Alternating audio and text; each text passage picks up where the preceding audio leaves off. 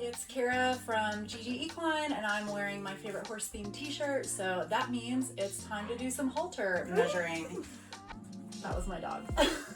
So the reason that we've changed up our halter measurement system is because fitting halters from different brands is kind of like fitting a pair of jeans. We decided to go with the small through extra large to make things a little bit simpler, because even though your horse might be a cob technically, there might be a different size halter that fits them best, and that's why we have updated our measurement. For a GG halter to work best, it is very important that the cheek piece span their full cheekbone here from this prominent bone, and that the throat latch and crown piece sit well behind this bony area around the smallest part of their neck, so that it fits so they can't pull it over their head.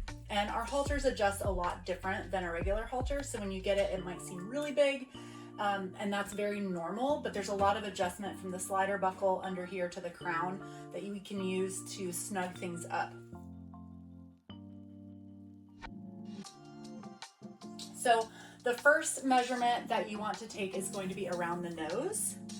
This has some play in it, so there is going to be a range, and you want to put this measuring tape ideally halfway between this prominent cheekbone and the corner of their mouth, where a halter noseband would typically sit.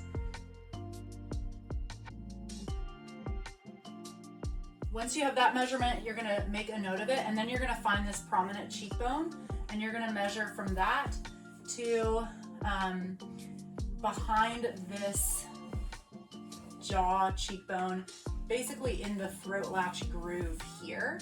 And you want to make sure you're kind of going straight across or cutting this in half. We don't want to go up here or down here, but cutting it kind of straight across. It looks straight here, but if your horse's head is further up or down, it might not look straight, but you're basically going for cutting it about halfway across.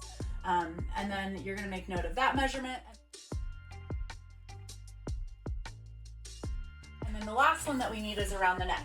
Now this is the one that probably matters the least, because there's so much space for measurements for adjustment both up and down.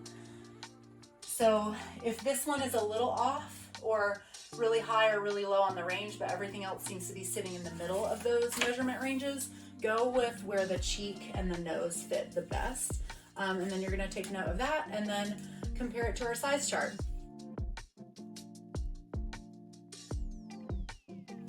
If you get the halter and you feel like it's way too big, which is what we typically hear, or too small, and you want us to take a look, send a photo of it on the horse directly from the side with their head up, because there's a lot of different ways that this can adjust to make it longer on the top or shorter on the bottom or whatever, and we can definitely help you with that to make sure you are getting the right size and the right fit. The last thing that we don't want to see is for the hardware, the clip and buckle, to be sitting across this cheekbone. We want all of that to sit back here, which is why we want our halters to fit a little bit bigger than a traditional halter, and why they might seem really big when you get them. But I'm sure we can help you get that figured out. Thanks for watching, and if you need help, reach out to support@gg-equine.com.